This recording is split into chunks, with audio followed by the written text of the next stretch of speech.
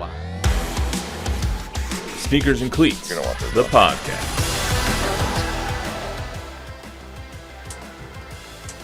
Welcome back to the Sneakers and Cleats podcast. It is Thursday. I'm going to pause this. Here we go. Let's get some Sweet Caroline going on here. Start the podcast. Oh, is it Neil Diamond, Sweet Caroline? Of course it is.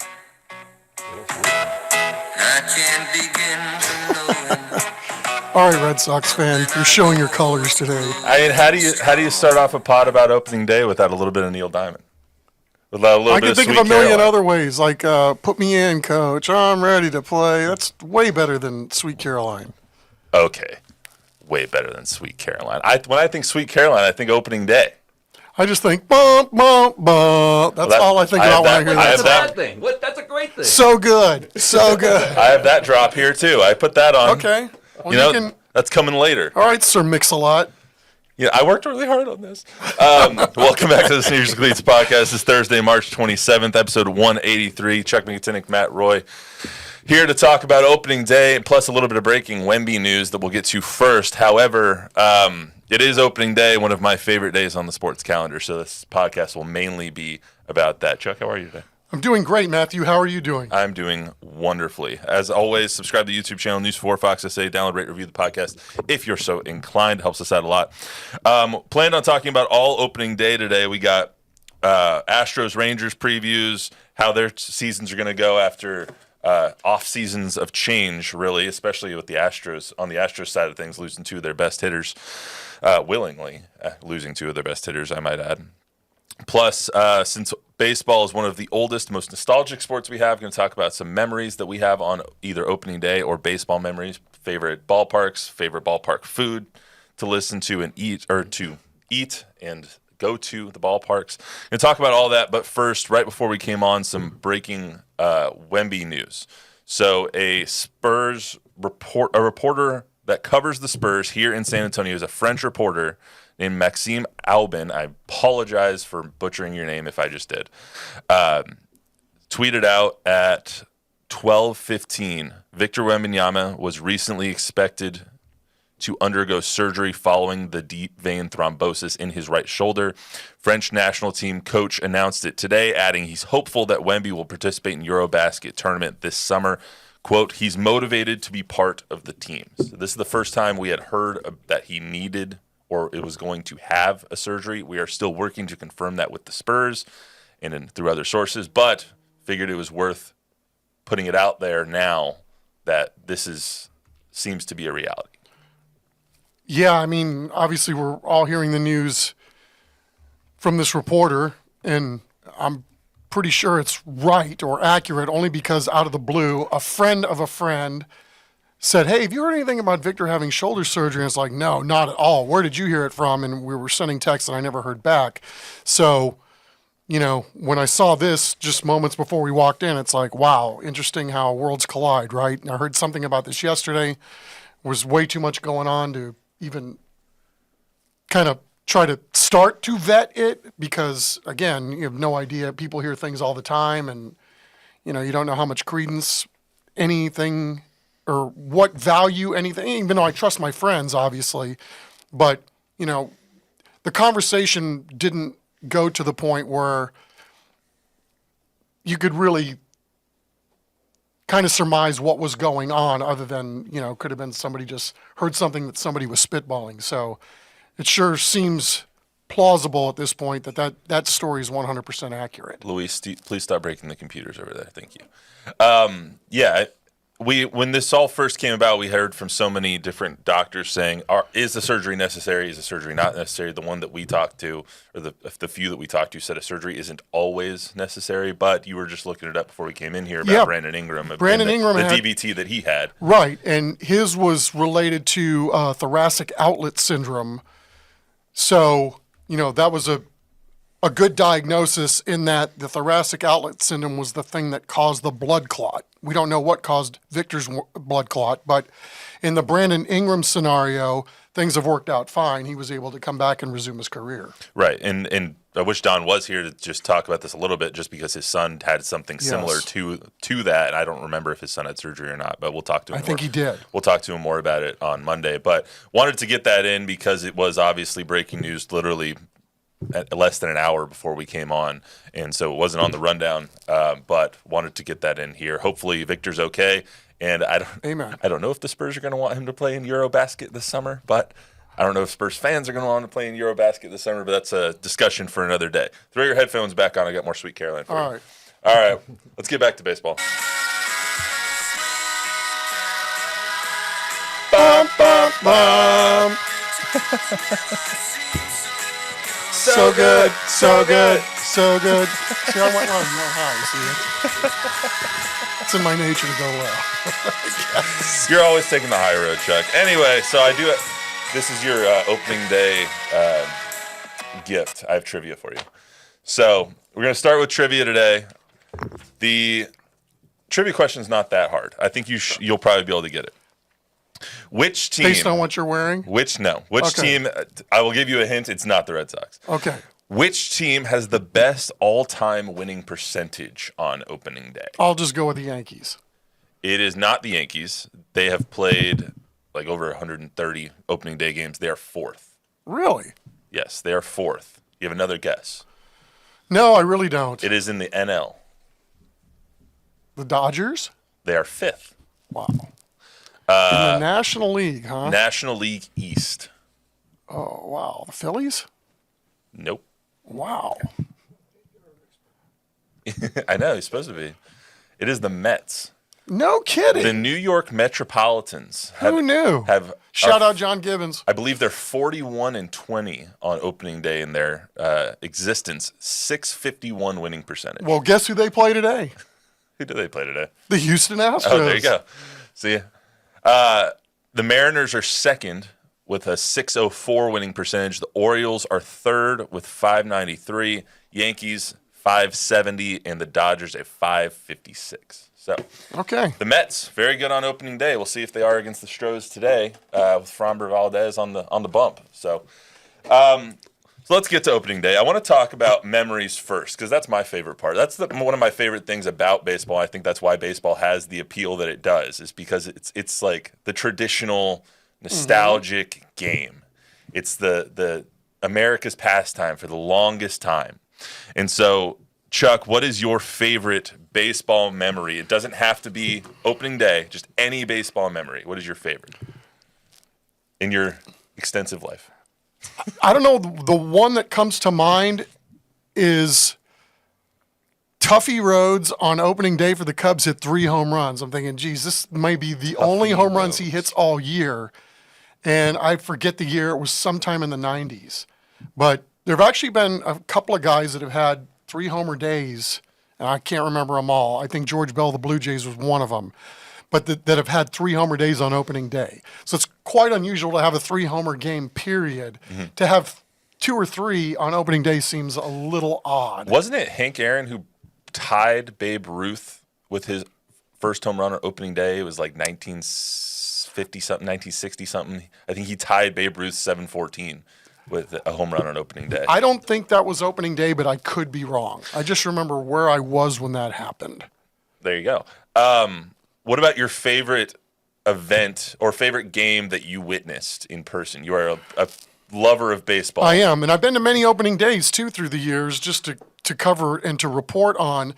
I would say, and I'm pretty sure it was opening day, when I was at Texas State, I think it was my first year there, we all road tripped with a couple buddies that were from Houston. We went to opening day. It was Will Clark's major league debut, and he took Nolan Ryan deep in his first major league at bat. So I would say that's probably it. That's pretty good. I hope my memory's serving me on that because, things tend to get distorted a little bit over time, whether intentionally or not. Bob, are you a big baseball fan? You have any baseball memories that you'd like to share? I just remember Little League. I used to love playing baseball when I was a kid. That was then, but I'm not a big MLB fan. I'm a Guardians Indians fan, but I love the Tribe. I'll put it that way. I love the Tribe. But it's kind of hard to follow them here.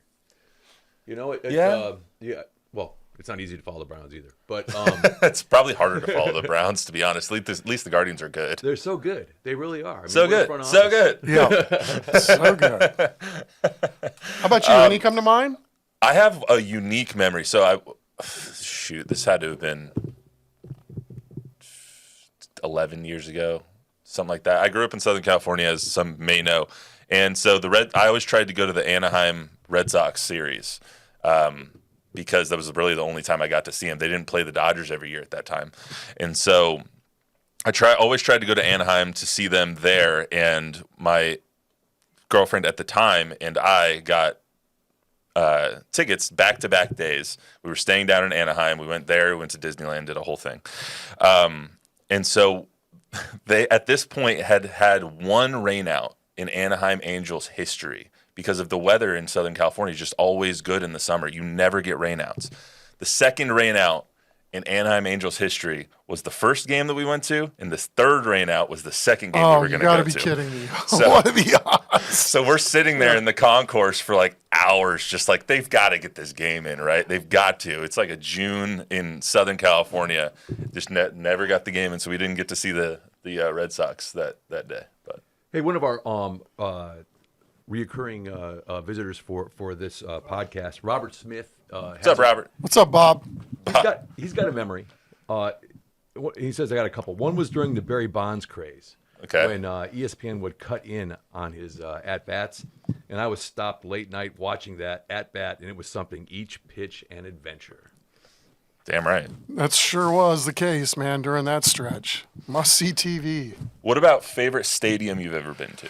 That's a hard one because I like a lot of stadiums. In fact, I like them all. I can give you like my sneaky pick would be Kansas City.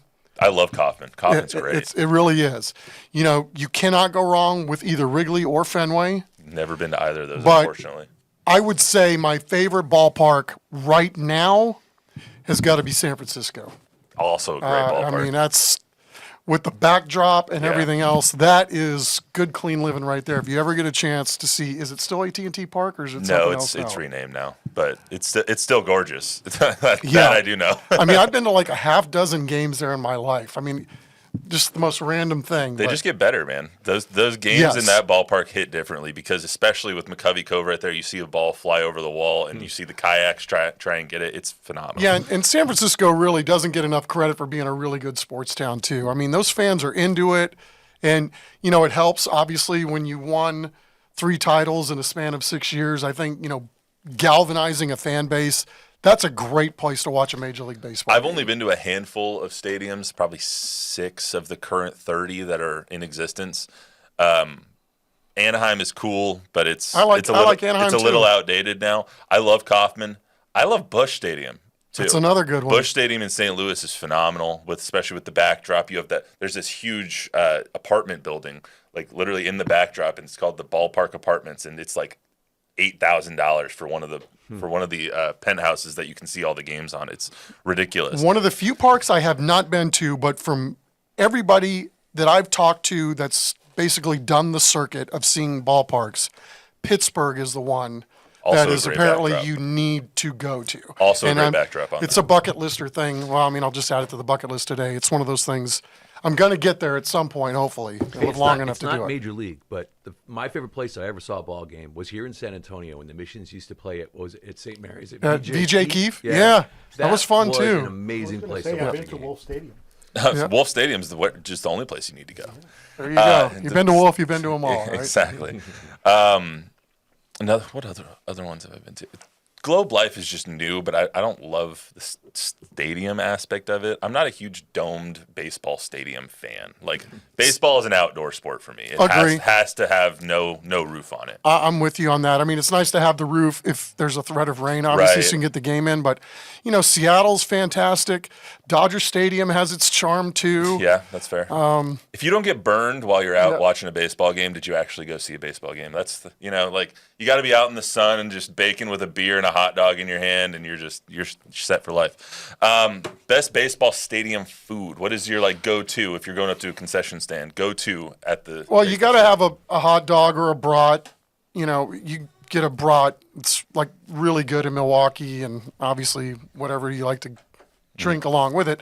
But I feel like you can't go to a ballpark if you don't have a bag of peanuts. It's a great. They usually give you way too many, so you can give some to the people behind you or to the people that you're with, and it's a great way to kind of make some friends while you're in a nice environment. I was at a baseball game with my mom at Globe Life, and I got a bag of peanuts, and I'm just shelling them and eating and watching the game and stuff like that. She's like, "Are you really going to go through that whole bag of peanuts?" I was like, "I almost finished this entire big ass bag of peanuts." I was like, really impressive, actually. My first time to Fenway Park, we bought multiple bags of peanuts, and we had this really nice lady in front of us, and husband, wife, the whole family was there, and they turned around and politely asked if we could put the peanuts away because one of their children had a peanut allergy. And I was thinking, okay, yes, of course we acquiesced and we did it, but I'm thinking, geez, then this is probably the last place you want to take a kid, right? I mean, at least they asked, No, nicely. they were nice, and obviously, we're not the monsters. You should start at throwing 13 Mockingbird throwing Lane. them at the kid.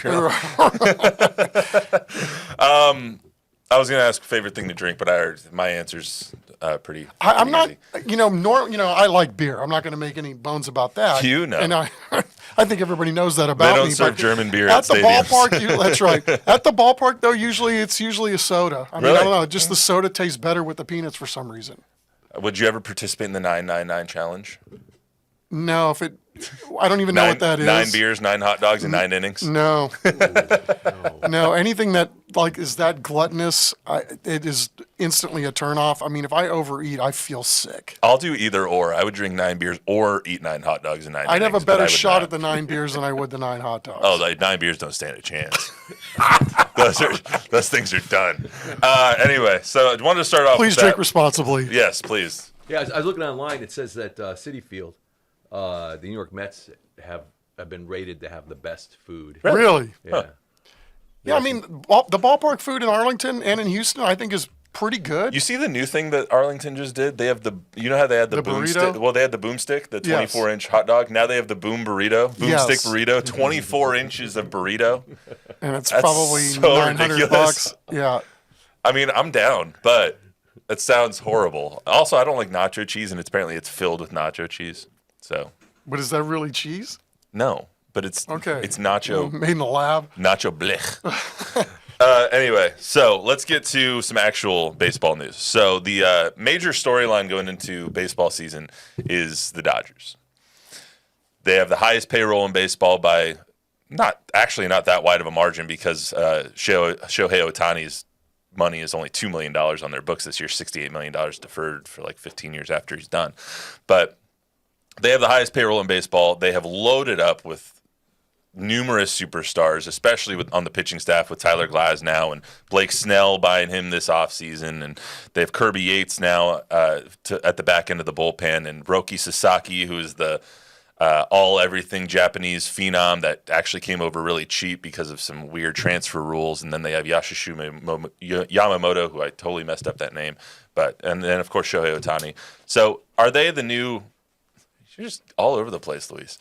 Are they the new – evil empire of the baseball? Because it was the Yankees for so long, and now you have Steinbrenner saying it's hard to keep up with them. When you have Steinbrenner saying that you can't keep up with somebody because of how much they're buying people, you know that there's a little bit of an issue. But like Kirby Yates is a prime example. Anybody could have had Kirby Yates, and then look how long he had to wait to just go find a deal. So I don't know. It's hard for me to hate the Dodgers, and it's hard for me to say that, is this bad for the game or this is going to be the team that I hate? Because, I mean, who on their team is infinitely hateable? I can't think of really one guy, and that's fair. Normally, back in the day, if you didn't like the way that Albert Bell played or, Reggie Jackson or, whoever you didn't like because they were – they're too much personality, or they played too hard, or they didn't play quote unquote the right way, or whatever it was. Maybe there'd be a little bit more of a target. But I can't think of anybody. I mean, how do you not like Mookie Betts? I mean, how do you not like? As a Red Sox fan, I love Mookie Betts, and I'm really sad he's not still on our team.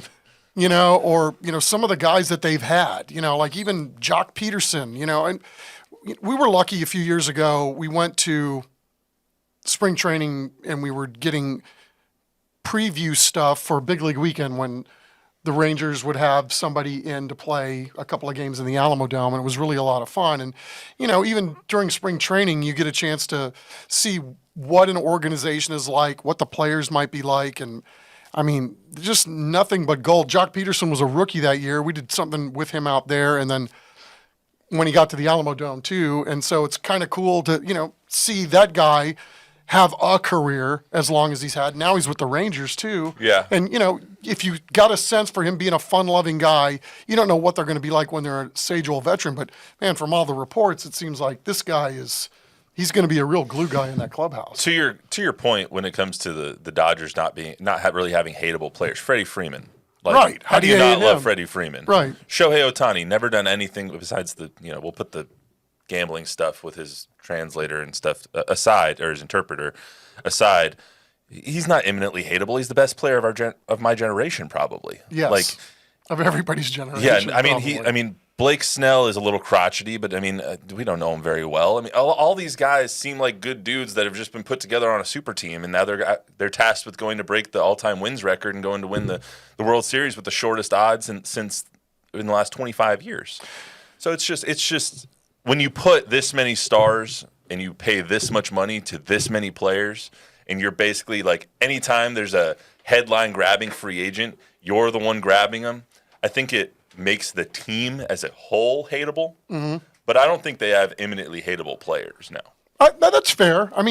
It's why we all hated the Yankees forever, right? Oh, they got more money than anybody else. And they were winning all the time. Well, they were, yes. But, since the era of, teams that have decided to do it differently than the teams that spend a lot of money, it's not worked out extremely well for the Yankees. They've always been relevant, but, to punch through and win it.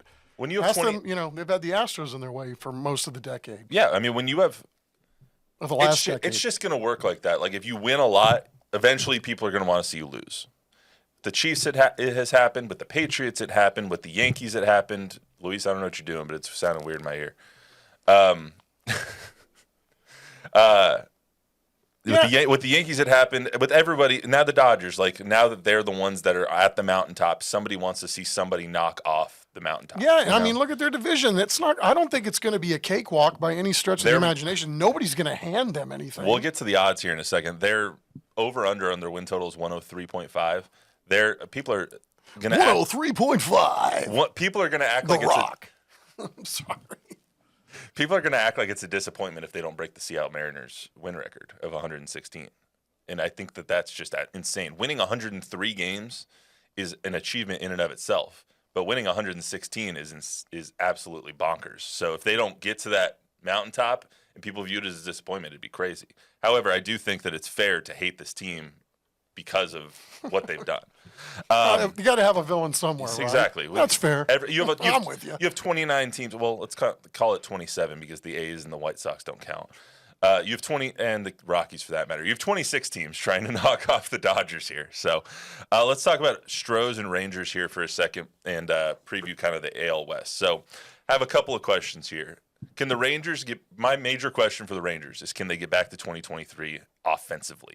They were the best offense in baseball in 2023 for a reason. Can they do it again? I don't know. There's a lot of question marks, right? Adali's hit really, really well this spring, right? And you're thinking, okay, whatever happened to him last year, he's going to flip that. He really worked hard in the offseason.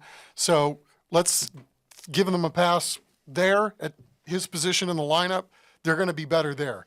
Is Corey Seager going to be fully healthy? He's DHing today. He's not even playing shortstop. Is he going to be able to stay at the level that he's been doing offensively? It's probably not fair to ask these guys to do the same thing over and over and over. They're expecting it, obviously, but at some point, is it going to be sustainable for another year? Same with Marcus Semien. Can Josh Young bounce back after an injury-plagued last season? There's Evan Carter. Look at how good he was in 2023, and he's not even in the big leagues. Yeah. So, there's a lot of question marks with the Rangers. They're going with Kumar Rocker and Leiter in their rotation. And those guys won no games last year. Leiter's ERA was 8. So they have a lot of questions. Now, I think there's a huge potential for this team, but to me, they have as many questions as you could possibly imagine going into the season. I like what they've done. I like, even I saw today Josh Young had bought like really nice goodie bags for everybody they're trying to galvanize the room and, make us one against the whole world. And I think that's going to have value too. But, are they going to be able to find enough pitching bodies that are healthy, and can the offense bounce back? I really don't know. I think, the catalyst might be the young man that you just talked about, Josh Young. As he goes, they go? When he started so hot last year, that team had so much potential. As soon as he went down, the offense kind of took a crap. And then he never really got back to what he was doing late in the season once he came back healthy, even after all the setbacks that he had, because he was supposed to come back after like 6 to 8 weeks, and it just kept being put off because his wrist didn't feel right. Well, and so hopefully he comes back healthy, to and your they point, have that at third base now. Yeah, he came back because he is, as long as they were still alive for any sort of a playoff push, there was no way the organization was going to keep him off the field. But to tell you how bad that injury was, he needed another procedure this off season to help fix what was broken initially with the wrist, however many months that was earlier, 5, 6, 7, 8 months, whatever it was. So yeah, he's huge in that lineup. Now they went and they've got a couple extra bats during the off season, but they need Josh to be Josh, and hopefully he's healed up and he's ready to go. Yeah, absolutely. And as far as the pitching staff goes, I feel like if they don't have a healthy Jacob deGrom, they don't have the depth to replace him this season. No, that's for me, that's a given. Like, they have to have deGrom. They have to have Evolve. You got to have him for 150 innings this year. year. You got to have him. I think what they're going to do is they're going to let him pitch to start and then, see how he does. But, they're going to let him miss starts during the season to try to load him properly so that if they are in a position in late August and September to either A, sustain what they have, or to make a push towards something. But they're going to have to slow build him a little bit too. It's been a while since he's really gotten back and, had to build up the stamina to pitch a whole season. One thing that does give me some confidence when it comes to the Rangers is their manager, Bruce Bochy, who's done this for many, many years. And last time he won the World Series was with the Giants, and guess what happened after they won the first World Series? They sucked the year after. Guess what happened after that year? They won the World Series again. Right. So we'll see what happens with him because that happened 3 times. It did happen 3 times. Won the World times. Series, sucked, won the World Series, sucked, won the World Series. So maybe and that did happens. the same thing in Texas, right? Exactly. So won maybe that happens again this year. They weren't very good last year. And even though they weren't very good last year, they still had they were super competitive, They right? were competitive in every game. And Chris Young, their president of baseball ops, he gave a press conference earlier this week, and he was kind of giving the lay of the land. And I think he's taking ownership of the fact that he thought that at some point things were going to start happening. And then they didn't, with all the injuries and everything else. They just never really could get into a rhythm as a ball club. And I don't think he's going to allow that to happen this year. I think if something's not looking like it's right, I don't know that there's going to be a long leash for some of these guys to figure something out.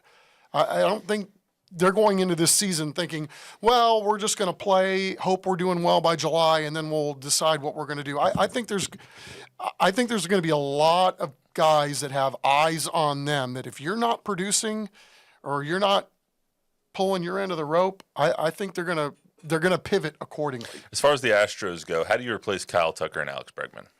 Well, you can start by what looks to be like Cam Smith, right? You've got a 22-year-old kid that has 32 minor league at-bats, and we didn't know who this guy was, right? He comes over in the Kyle Tucker trade, and I know when I was looking at it, it's like, okay, you can see they got Paredes, they got a pitcher, and then they got this kid, but he's just right out of college.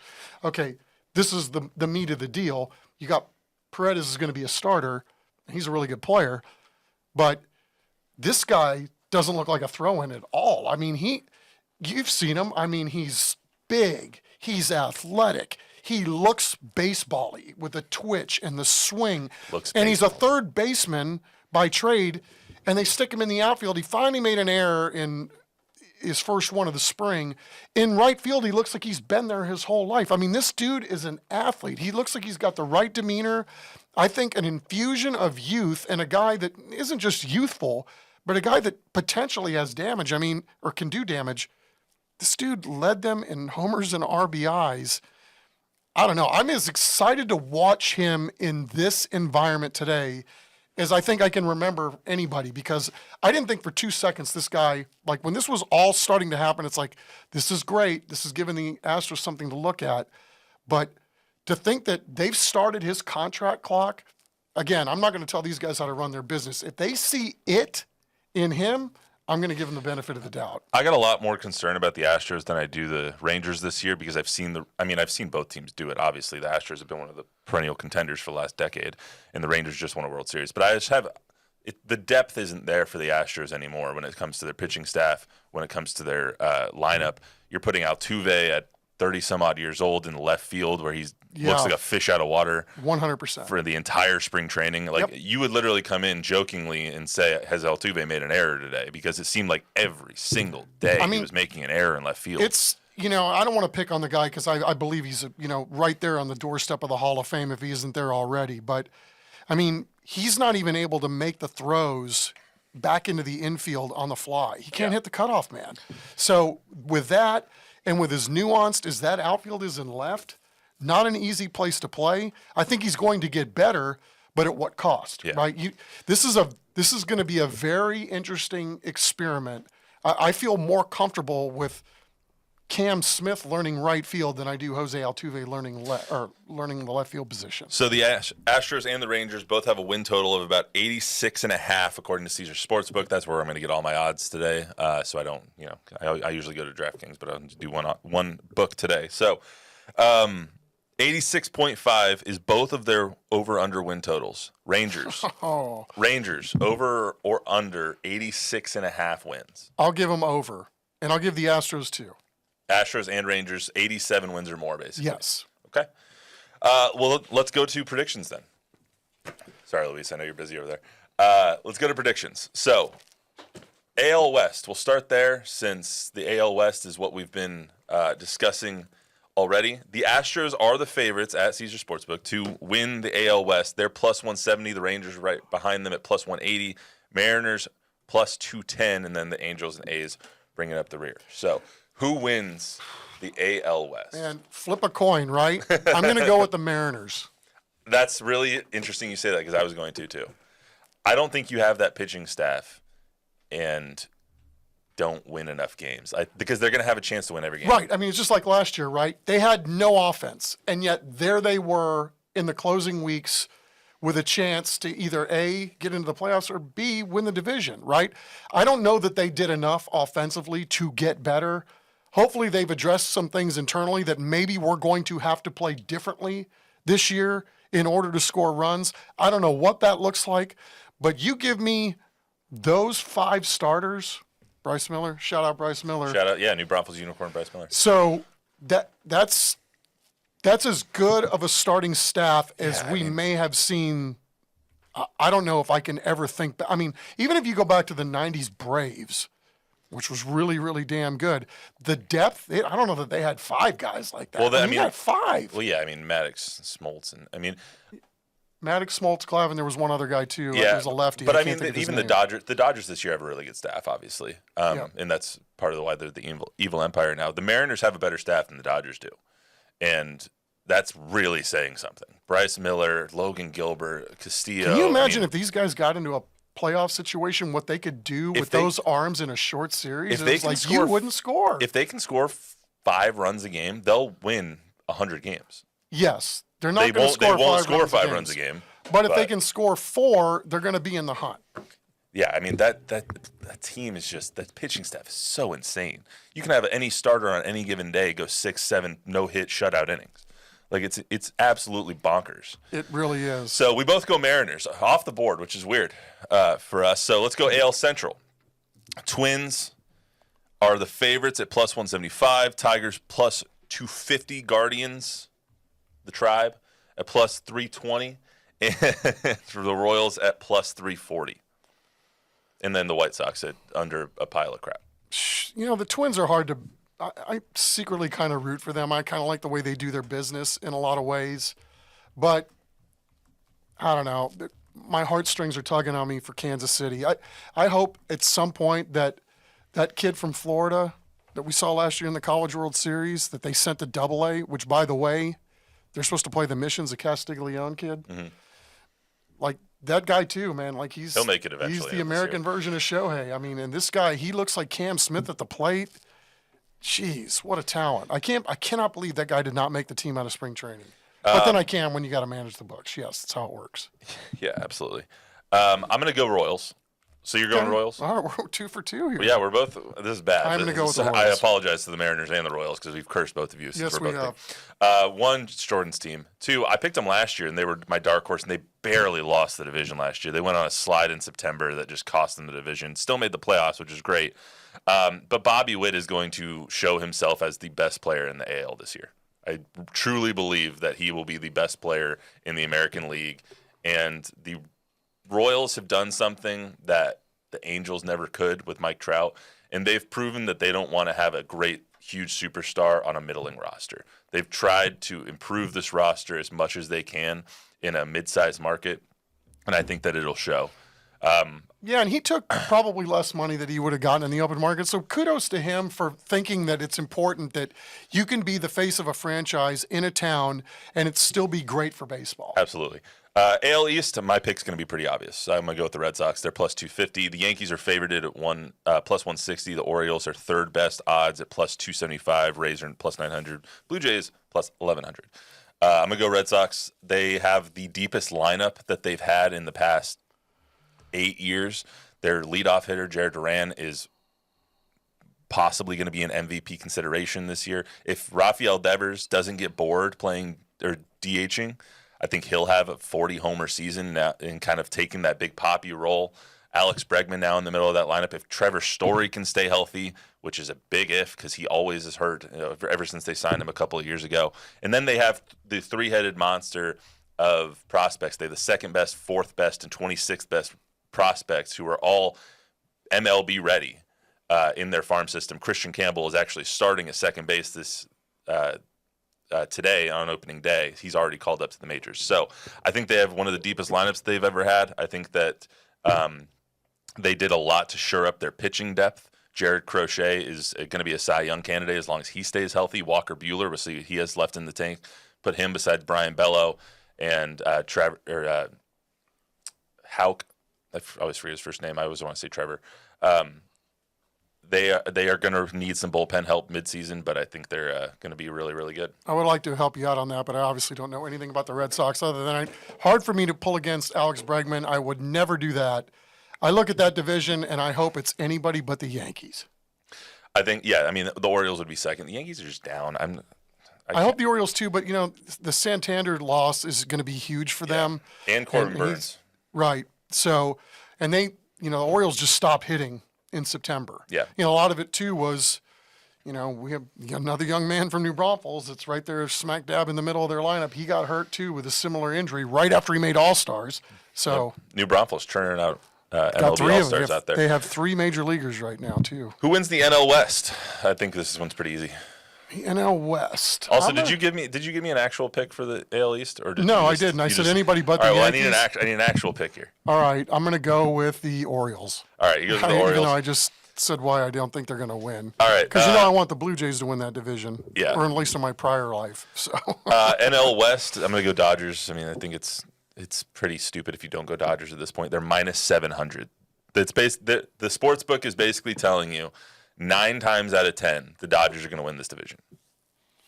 Boy, you know, I'm just not. Yes, I'm 100% with you. It would be silly to pick against the Dodgers as we sit here today, knowing what we know about all these teams. But something tells me it ain't going to be as easy as they. I shouldn't say they because I know they know it's not going to be easy. But like everybody is saying, it's them, and that's only them. I mean, we have no idea if Shohei can stay healthy for an entire season. That's been really rough on him. So I don't know. I'm going to go with the San Diego Padres. Interesting. My next pick would be I like the way D-backs. the D-backs do their business too. I just love Torey Lovello. I really do. He's a great dude. Yeah, and another sharp organization that does their business very well. Absolutely. NL Central is an interesting division. I'm going to go with the Reds. Okay. I think that the Reds and Ellie De La Cruz might be the MVP this year if Shohei Ohtani gets hurt. He sure is fun to watch. He is so much fun to watch. You would pay hard cash to watch him play ball. 100%. I know I would too, and I can't believe how big that guy is. Oh my God! You saw him at the All-Star game last year, and I was like, "Holy cow, who is that? He's is a monster. That freaking J.J. Watt?" Yeah, he's a monster at shortstop. Unreal. But I'm gonna go Reds. Also, I love Terry Francona is my guy. Like Tito is solid. I will always root for a Tito managed team. So Terry Francona, I'm rooting for you. Even when he was with the Guardians. I don't know anybody that doesn't like Tito. Yeah, honestly, he's just a baseball dude. We had Tito here for Big League Weekend. I mean, that's what's so cool about what was so cool about having that event here is, getting to rub elbows with maybe people that you wouldn't necessarily have had a chance to otherwise. Yeah. Red Sox legend, Terry Francona. All right, NL Central. You have the odds in your packet, right? You keep looking over at mine. No, I know, but I can't see because you're covering up my glasses.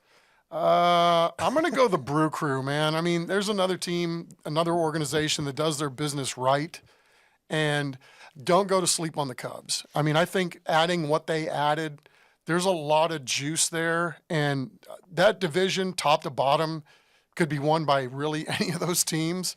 But I'll go with Milwaukee just as a matter of recent history. Luis, you're a little behind on the Supers. We're on NL East now. NL East. All right, NL East. Braves are the prohibitive favorites at plus 110. Phillies plus 215. Mets 225. And then the Nats and the Marlins are behind that. That should say plus 800. I'm going to go Braves because even though they had the worst injury luck last year, Spencer Strider gets hurt 4 starts in.